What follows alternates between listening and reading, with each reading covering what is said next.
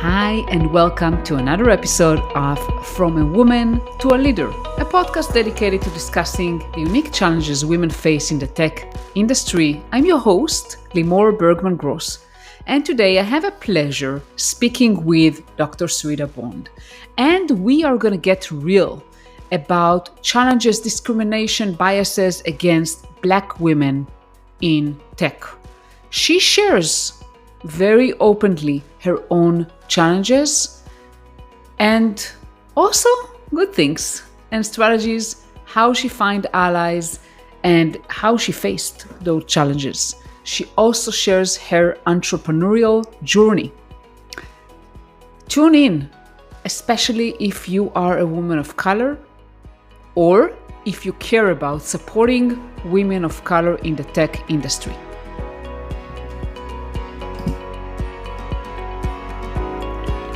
Hi, Syreeta. Welcome. Thank you so much for being here today. Thank you for having me, Lemur. I'm excited to be here. Likewise. And let's dive right in. And the first question I have for you is, can you provide some insights into unique challenges that Black women face in corporate environments, particularly within the tech industry? Yes, the biggest one that I actually personally experienced is not having a support system, for one, someone to advocate for you for your self development, for promotions, anything of the sort. Another thing is not being respected as an equal, especially in the rooms where you're the only one, in the work that you do, your intelligence is questioned. It's so challenging as a Black woman in tech and just in corporate in general. You having your work double checked, an explanation as to why you chose a certain process, maybe you didn't choose the particular process that they see. Maybe you want something more efficient, so you'll get questioned about that, questioned about the decisions that you're making. And another thing would be like just speaking differently around your coworkers. I know a lot of Black women that actually do like code switching, which is meaning like speaking differently around your coworkers. You customize your style of speech to the audience, and not just being comfortable or being your true authentic self. And that is challenging as well. Not showing up as your true authentic self, changing your hair, changing the way you dress, not wearing your normal things that make you happy, big earrings, anything like that. So that all takes a toll on how you work in corporate and in tech. Absolutely, yeah. And being authentic to who you are, and this is something I hear a lot with women that they say, "Well, I want to be me. I don't want to be anyone Yeah. else." Yes, because it impacts the way you work. When I show up for work, I have to be comfortable. I have to, be comfortable in what I'm wearing. So that way I'm just, one, I'm being my authentic self. And two, I'm going to do great work if I'm not worrying about what someone's going to say. That's the key. Absolutely. Yeah, it's like you can't impact my mental health just because I wore my bamboo earrings today. Like, don't ask me about it. If I wet my hair straight today, but it's curly tomorrow, it's short the Friday. Does that matter? We're here to work.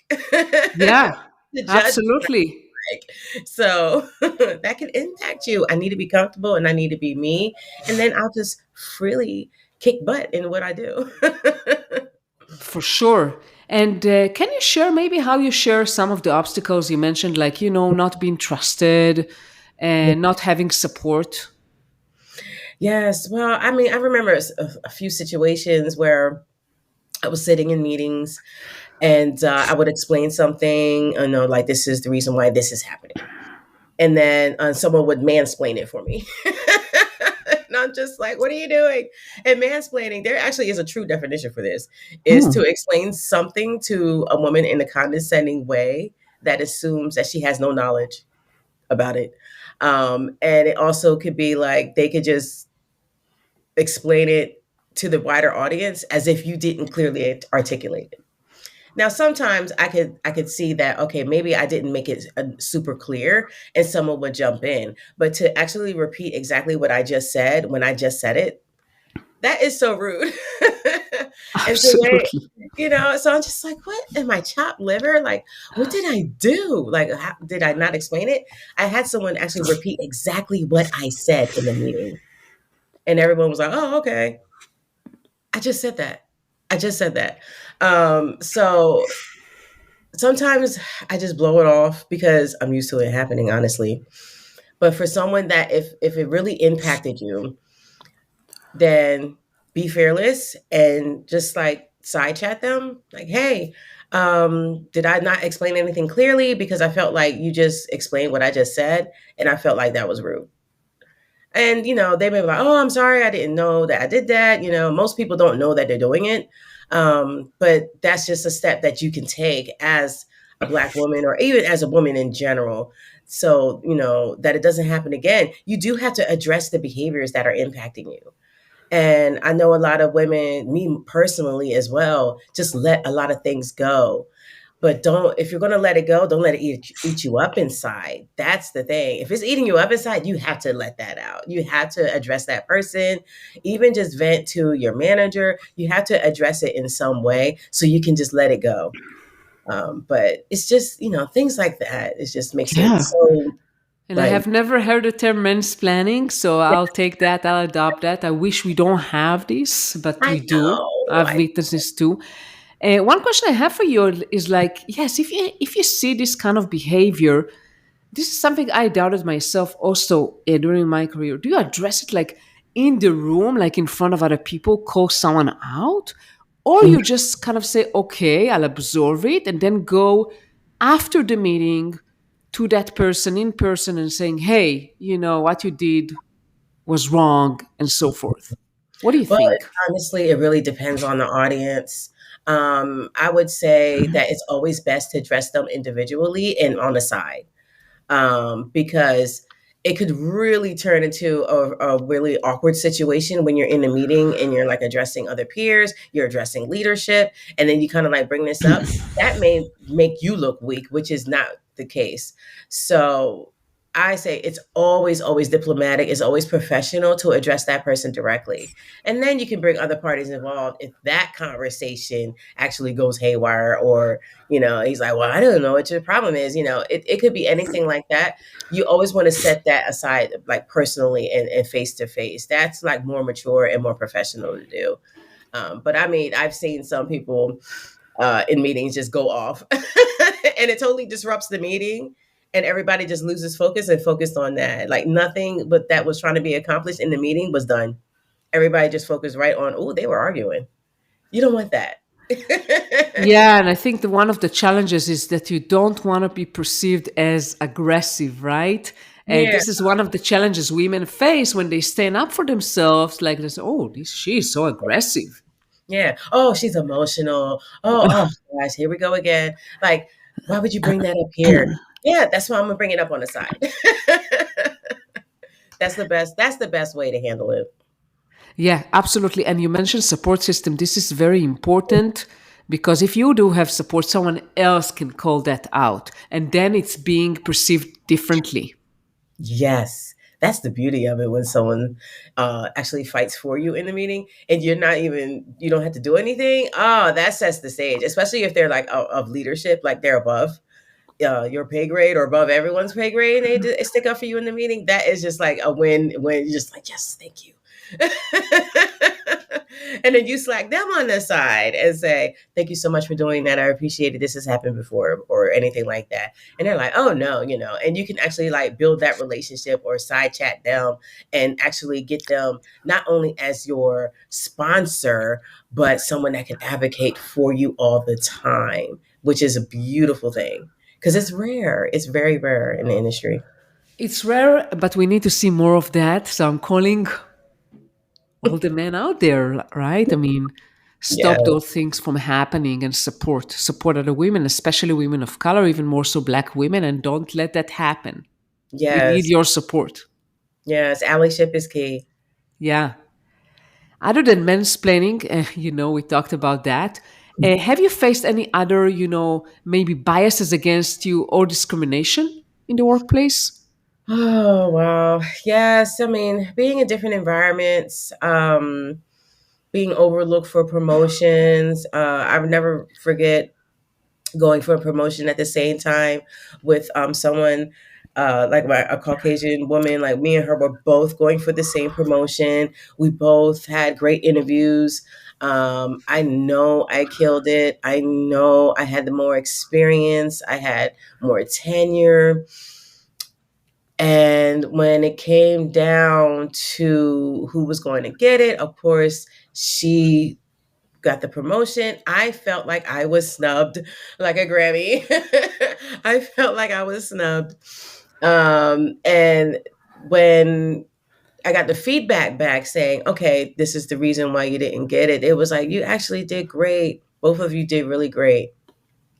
So why I didn't, like, why didn't I receive the promotion? We just went with the other person. Wow. Okay, great. So it's just like, no, if there was no clear reason on what I did wrong, then I felt like that was discrimination and or just like a race based, and I didn't do anything about it. I just let it go. I actually ended up leaving that job like a few months later. But it still impacted me negatively because then when I showed up for work, I was just like, whatever. So I had to leave that toxic environment. It was toxic anyway, but still, so that really like hurt me. And then I also had a situation where I just started at this job. I would say I was there like a few months, 6 months, and another position opened up. Now the thing was that the position that opened up, it was managerial position. The previous job I had was the same exact position, managerial. So I said, "Oh, I got the experience. Boom, I could come. I could start." So when I went to apply, I had to talk to my leader, like, "Hey, I'm interested in applying for this managerial role. It's exactly what I used to do before I came here." And he said, "I don't even think you can handle the interview, so I'm not even going to let you apply for it." What? Exactly. I was like, but I used to do this job before I came here. This was my job for 2 years before I came here. No, it's the questions are a little bit different, and I just don't think you can do it.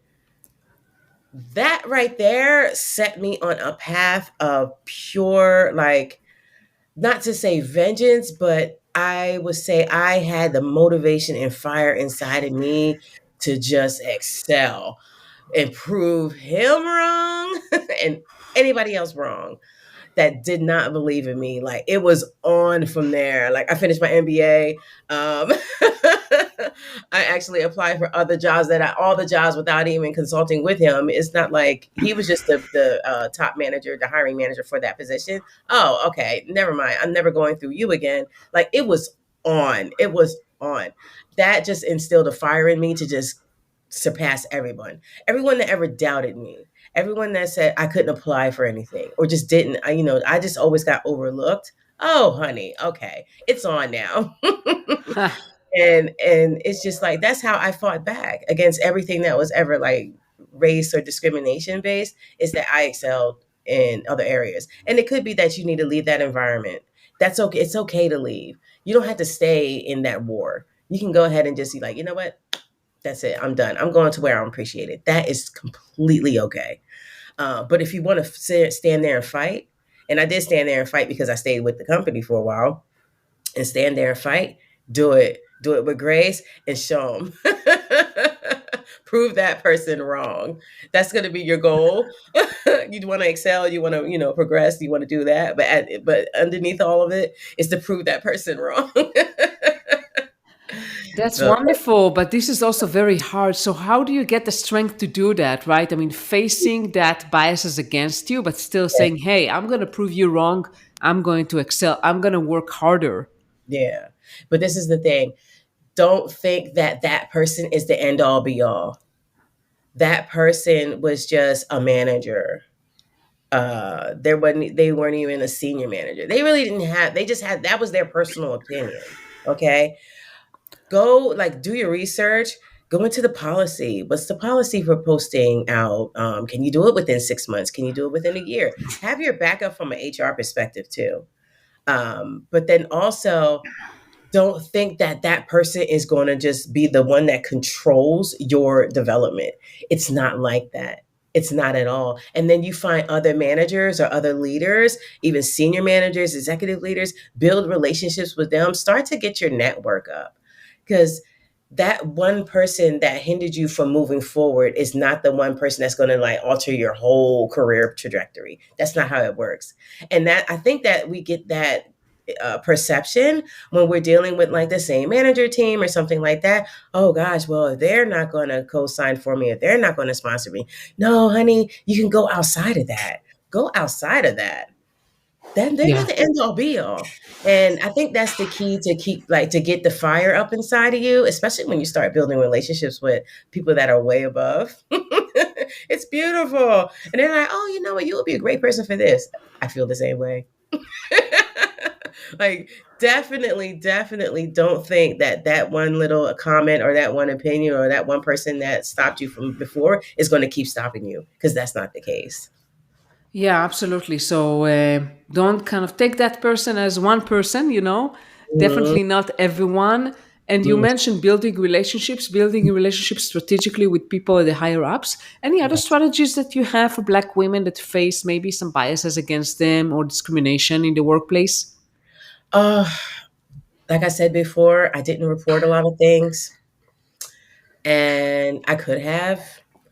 And I tell everyone that actually like confides in me when they run into a situation, or any of my mentees, if you want to take it to that level of actually reporting it, make sure that you're prepared for that fight, having documentation of some kind, emails, messages, anything like that, and be prepared for it to not actually go in your favor.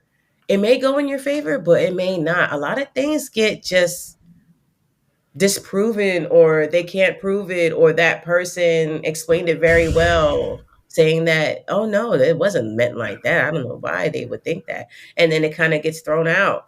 But a lot of cases go all the way to where that person is actually coached or on some type of warning or things like that. You may get moved from a team. Prepare for those battles that are going to happen if you report it. And they always have a policy. Most places that I've worked at always have a policy where there's no retaliation or anything like that. Mm, there may be a little bit, or you may get side eye, or they're like, oh God, yeah, that's the person that don't say nothing around her. Be prepared for that. Be Mm-hmm. prepared for that, because it happens all the time. You may be ignored. You may not, your friends that you thought were your friends may just shy away from you. So that I think that's why a lot of people don't actually push forward with actually like filing discriminations or filing complaints, because it gets really funky and awkward in the environment. But if you can stand beyond that, if you can stand strong in what you felt and how you felt like this impacted you mentally, and emotionally, and you can articulate it in a way, and you have your receipts, you have the proof that this is continuing to happen, then go for it. Do it. Or you could just leave. You Yeah, can and leave. as you mentioned, sometimes you have to leave. Yeah, like it's just so weird, and so toxic, and it's just if it this is the thing. Your mental health. Everyone talks about mental health, and it's the mental space, your peace. Your job is already stressful. And now you got to deal with the people around you too. And then they're not supportive. And then you're constantly getting like called things, or you got these weird sideways comments happening all the time. It's just like it takes a toll on you. I have been My intelligence was insulted like the first like few months of starting a new job overseas, and my intelligence was insulted every single day. It was just, oh my gosh. And it was just brutal. But I stayed and ran through it, and we actually ended up building a good relationship by the time I left. But those first few months, oh, they treated me like the new kid, and not knowing anything and all that. It was brutal. But you really do have to be strong and have thick skin in order to kind of like fight through the toxicity, or you can leave. And when my 2-year contract was up at that time, and they were like, "Well, what do you want to do?" I'm leaving. I'm going home. I Yeah, can't wait to go home. And I took all the learnings and everything and actually moved forward even more.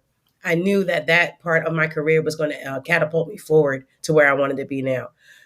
So it's just, yeah, it's really, really like difficult to do this. Think about it, be very strategic, and actually like think about what you're trying to do, what your goals are. Do you want to take it to that level? Do you want to just go ahead and leave? It's okay. Either decision you make is okay. Know that you didn't make a absolutely. wrong decision. You know, Absolutely. Yeah. stand in your in what you decided to do. Any tips do you have for the companies? What they can do to make Black women feel like they belong and Yeah. help them thrive? Yeah, and I mean, but I say all these negative things, but I've actually had some really good experiences with great managers as well. And I wish that all my managers I've ever worked for did this, but there are great people that actually love their employees and know that being a leader is seeing your team succeed. They strongly believe that. So it didn't matter that I was black or white, woman, man, and everything. They just wanted their team, their direct reports to move up, and they supported your development. That is so, it's not rare because there are a lot of managers that do this. I wish as companies they enforce that message. That's the key. With black women in corporate cultures, and just like anyone in general, and I'm speaking like women in general, black women, like other races and things like that, you had to make the inclusion real and genuine. And you need to put your leadership teams in the perspective like your team is meant to succeed you or develop or move forward or do everything they want to do that their hearts desire. Like you're supposed to be there and advocate for them. I don't think a lot of companies enforce that message. Or maybe you're just hiring the wrong people. They're saying, "Oh yeah, I love my team," and then when they get there, like they're a-holes.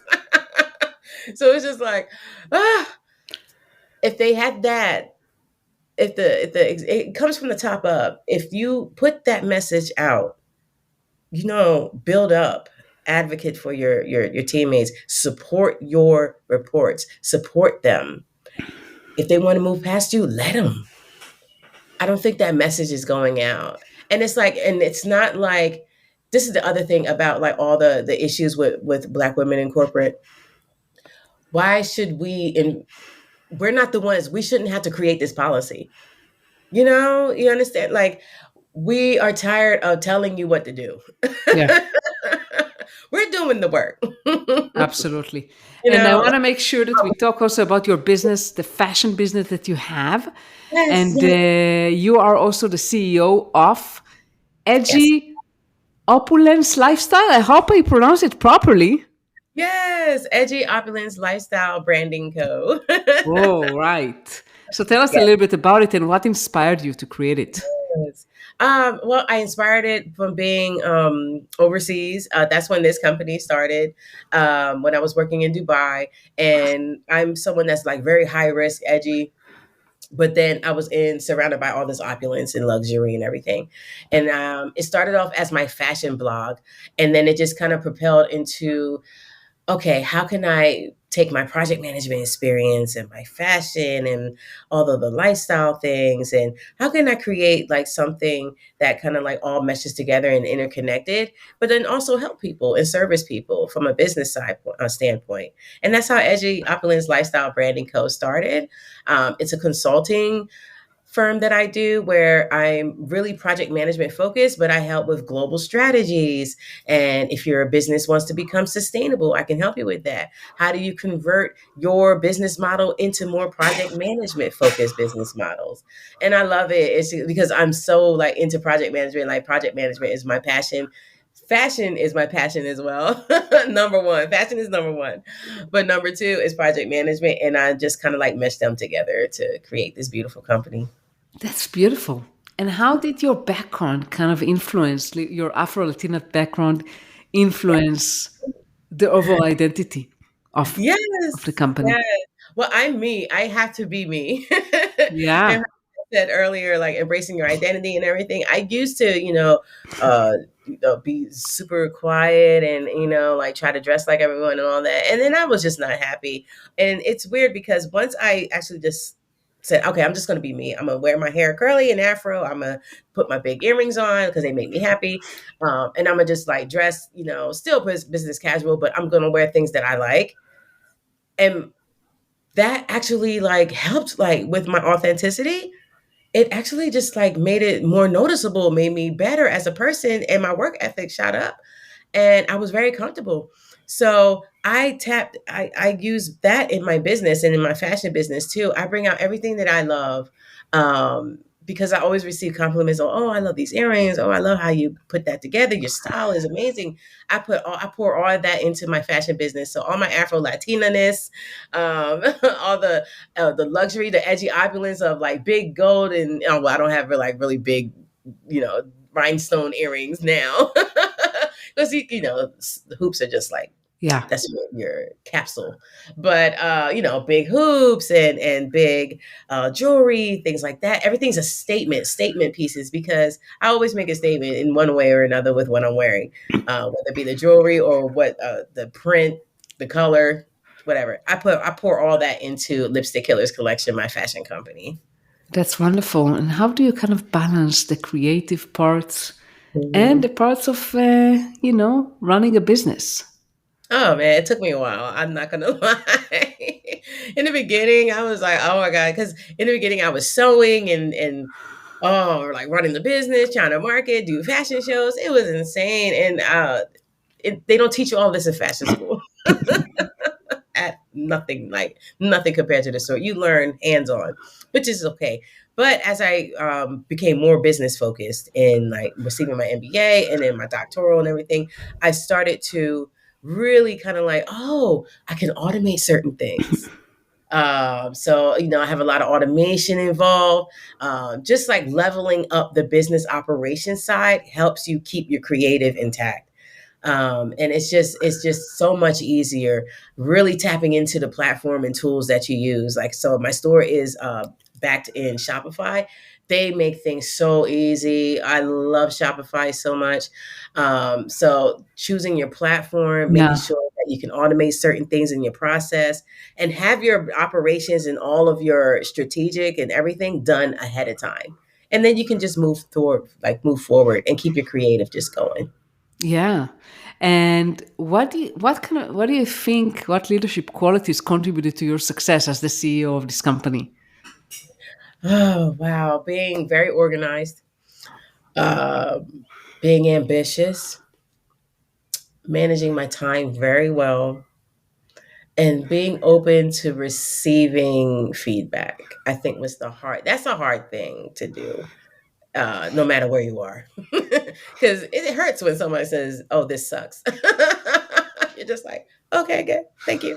But that I think actually makes you more mature. It makes you just build up and constantly strive for more, constantly strive for improvement, process improvement focus, customer focus. Those are all things that I've used early on in my career and then transformed into my business and now like in my leadership and everything that I'm focusing on now. How can I be of service? How can I help? How can I improve your process? How can I help you achieve your goals? Kind of like taking everything that I used and then like putting that in a form of service. I think that's what made me like a really good leader right now. Wonderful. Yeah.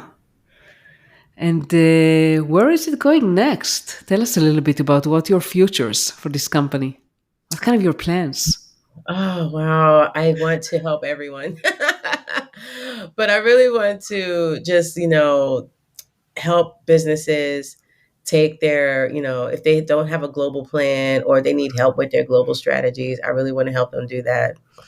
And I see myself like just speaking more to different businesses, creating like processes for them, um, just promoting my book and traveling a lot. Like those are like my ultimate goals, is to send out the message and help businesses all over the world with, the processes that I kind of implemented for myself. So that's where I see myself. That's wonderful plans. Anything else that you would like to share with our audience that maybe I haven't asked you, or you feel like you want to Uh, share? yes, well, I did want to plug in my book. I have an upcoming Yes, book coming up. that's exciting. Yes, yes, I'm so excited for it. It's coming out in the spring. If you go on drsyreetabond.com, you will get all the updates, the release updates. You can help choose a book cover. I'm still in editing, so it's almost there. It's going to be released very, very soon. And it's called, if it's okay if I say the Yeah, title. absolutely. Yeah, don't keep us in suspension. It's called Unleash Your Inner Bad Bitch. Wow. And yes. And it talks about my experiences in different corporate environments, but then also how to navigate juggling it all: motherhood, spirituality, health, and the toxic environments, like what we discussed earlier as far as racism and things like that. It's going to be a really great book.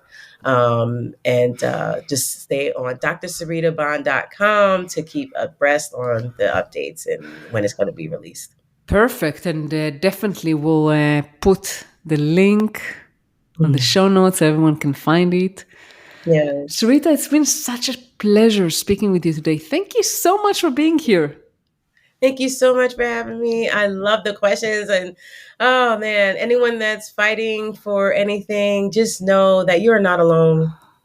And there are women out here going through it too. Find your community, find your network, and just fight the good fight. We're here for Absolutely. you. Thank you so much. Thank you. Thank you so much for listening to this episode. And what's next? Next week, I'm going to interview Joya Joseph. Have you ever felt like you have to wear a mask at work just to fit in? Joya knows that feeling all too well. Joya Joseph will share her raw and powerful story of discrimination she faced as a Black woman pursuing her engineering dreams. It started actually from college when her professor was telling her she should quit because she doesn't belong. And she faced that also in the workplace. So if you're a Black woman in tech, or you passionate about supporting women of color in the tech industry, this episode is for you. See you next week, and thank you so much for listening.